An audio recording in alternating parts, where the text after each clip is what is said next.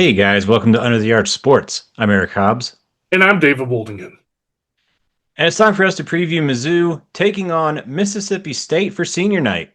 Before we start with that, guys, please subscribe to the YouTube channel. Find us on Facebook, Instagram, X, and Spotify. And hey, like the video and leave us some comments with your predictions for this game. And let's say how many passing yards Matt Zollers is going to have this go round. All right. David, the big takeaway or kind of initial thought going from A&M to Mississippi State is SEC championship game. Whatever hopes you had of that, faint as they may have been, are officially dead. College football playoff, realistically dead. There's some unprecedented carnage kind of way where it happens, but let's be real, it's not happening.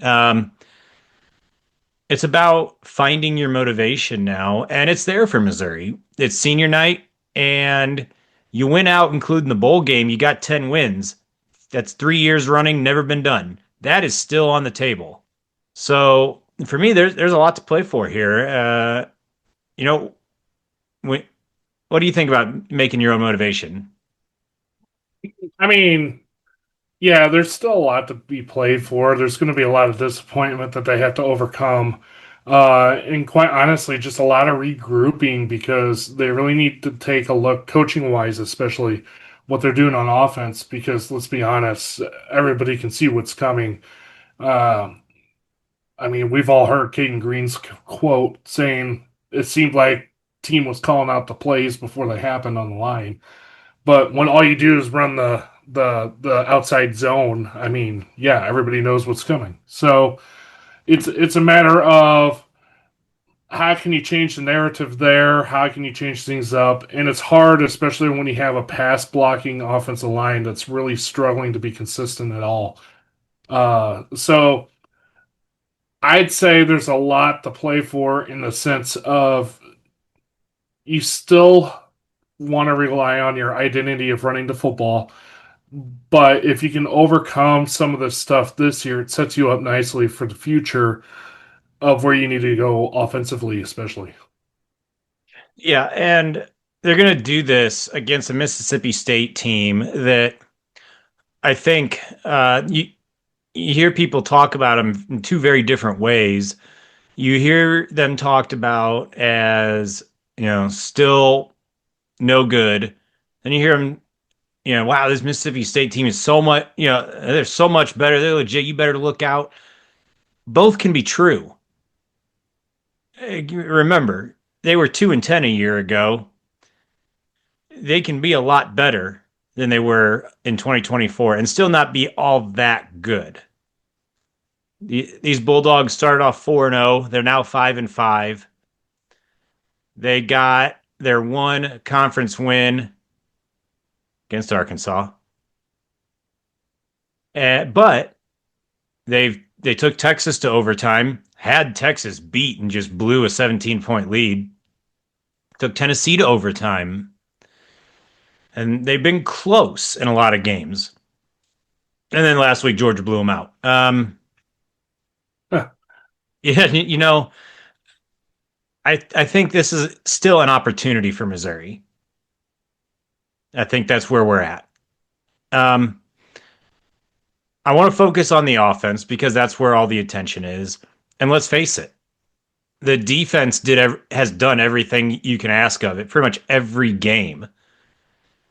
Um, Matt Zollers, you're inclined to think that this week will be progress because it's almost impossible for it not to be.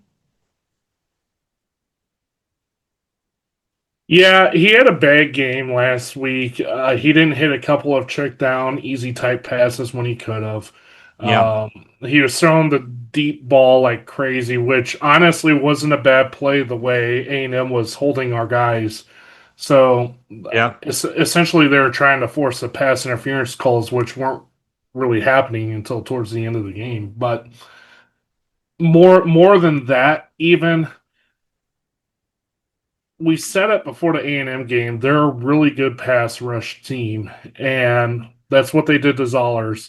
Yeah. is pass rush, force them to move around. And when you're a freshman at your first start, constantly running for your life, you're not going to have a good game.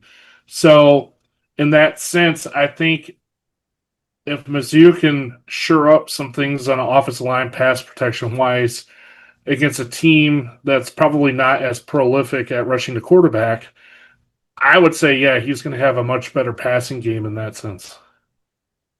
Yeah. And I think he's going to be helped out by the fact that Missouri should be able to run the ball effectively. I think, let's put it this way: if Missouri cannot run the ball and control the clock against Mississippi State, I think you're going to be talking about losing out. The reason I say that has more to do with Mississippi State than Missouri, honestly. Mississippi State is the second to worst, 15th best run defense in the SEC. That is good for 110th best run defense in all of FBS. They're giving up north of 170 rushing yards a game. If Mizzou can't run the ball for 180 against this team, honestly, that's a disappointment. And if they Well, do that, you're asking Zollers to be kind of the alternative, the supplement to the running game instead of be a key factor. And that makes life so much easier. 100%. And I will say this: I believe Mizzou was able to do it against A&M. I think they did put up 200 yards rushing against A&M. So Both running backs had north of 100 yards. yeah, Roberts and Hardy, they both did. and They're that's both saying, helped by the fact that they both each broke off at least one huge run, but they got there. well, and I'm not saying A&M is the world all greatest And that was the rushing one area defense. A&M can be had is run Yeah, defense. yeah, but Mississippi State in that sense is way worse than A&M. Oh yeah, So if you can put 200 up on Texas A&M, you're going to be able to put up 200 at least you should be on able to. Yes. Mississippi State. That's how I feel. Yeah. So you don't have to ask Zollers to go win the game, I think is the briefest way to put this. You can ask him, hey, don't turn the ball over. Hand the ball off and let the big dogs go get it for you. And there's no reason that can't be the game plan. And it might be kind of refreshing, might almost be cathartic to see it again after seeing it in September.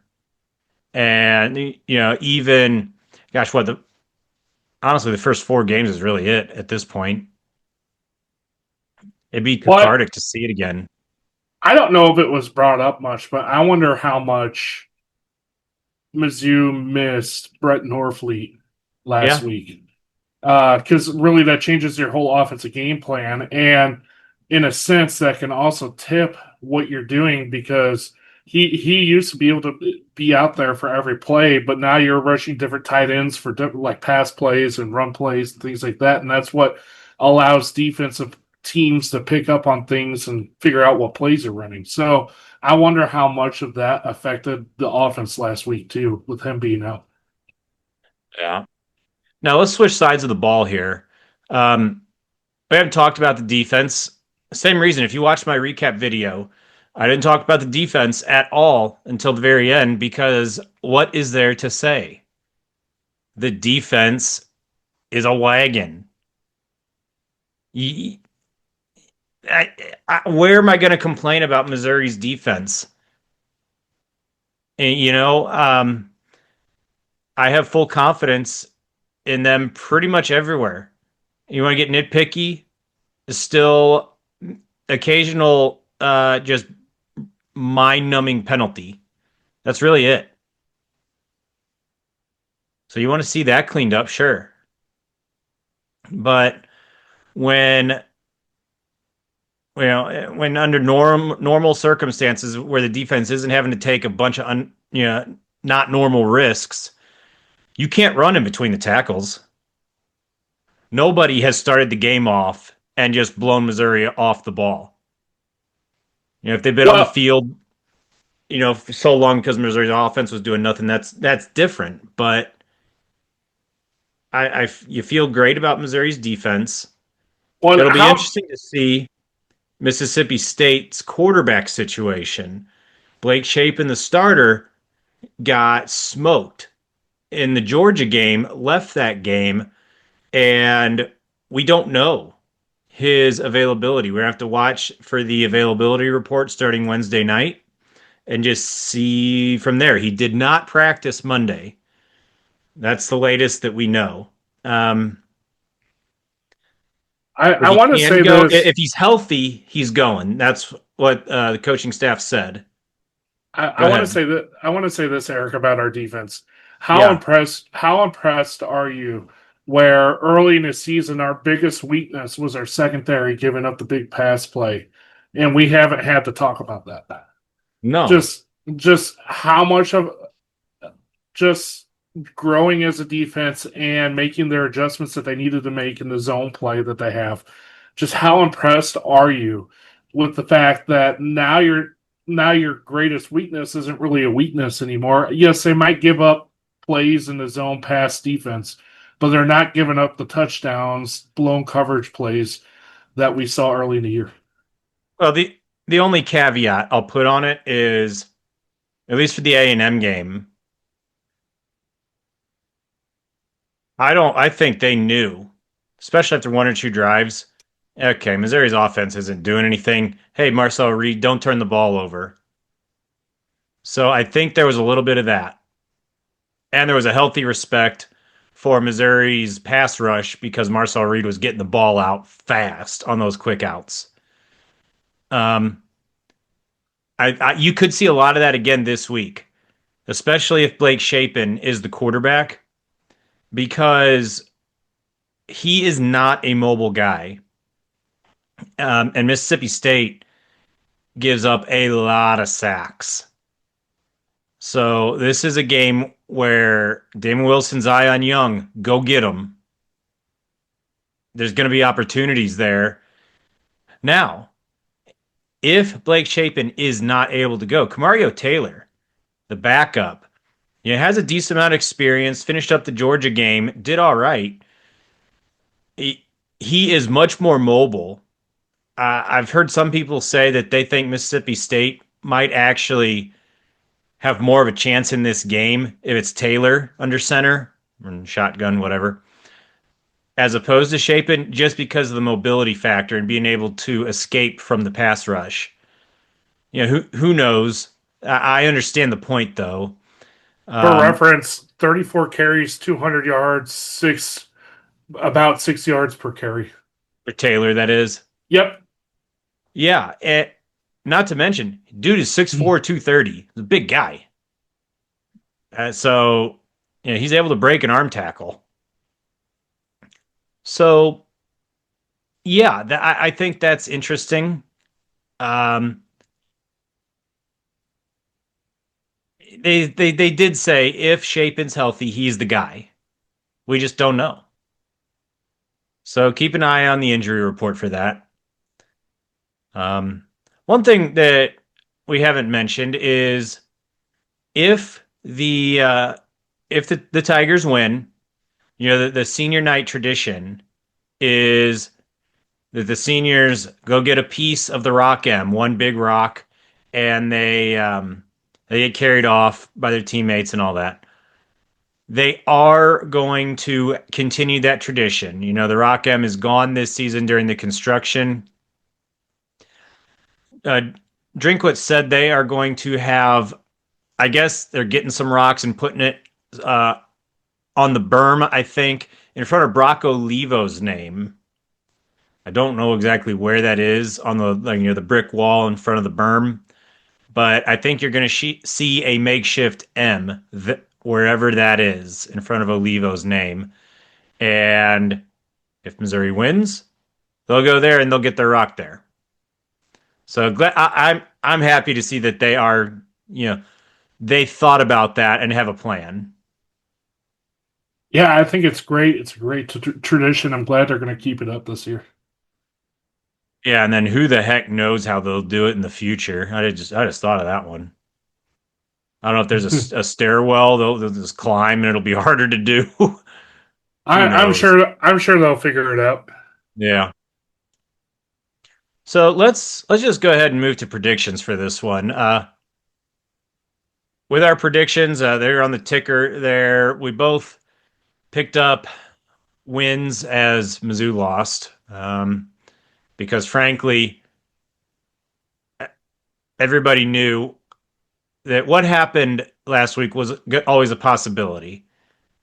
I I'm going to be very disappointed, and it's going to be concerning if that happens again. I'm talking about Zollers going 7 for 22 for 77 yards. If he does that against Mississippi State, there's problems. I don't think it's going to happen. I don't think he's going to light it up, but I think he's going to show progress. And Missouri favored by 7.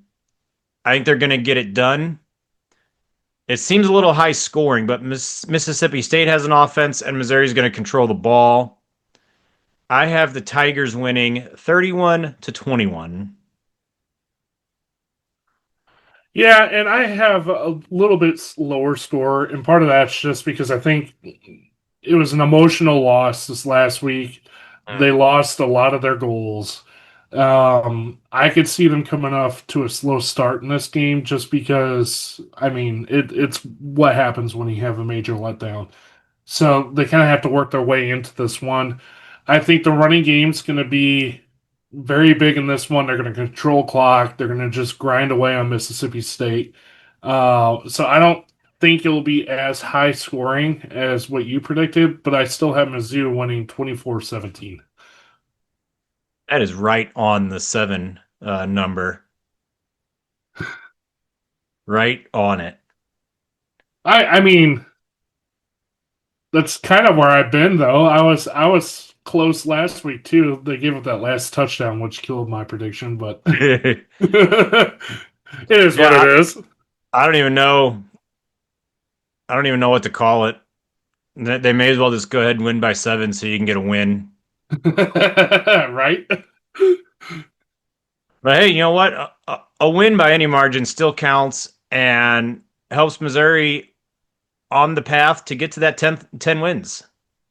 Yeah, and it's worth mentioning that Mississippi State needs to beat Mizzou or Ole Miss to get bowl eligible. So you know they're going to be fighting for their life in this one. Yeah. Um, but however things lie, last home game of the season, going to enjoy it as much as I can because the season's almost over. Sad to say. Uh, but here's hoping we get to that 10 wins. In the meantime, we'll keep you guys updated with all things Mizzou, so stay tuned. Keep watching, especially as basketball season's starting to get underway too. So we'll keep enjoy the ride is all I can say.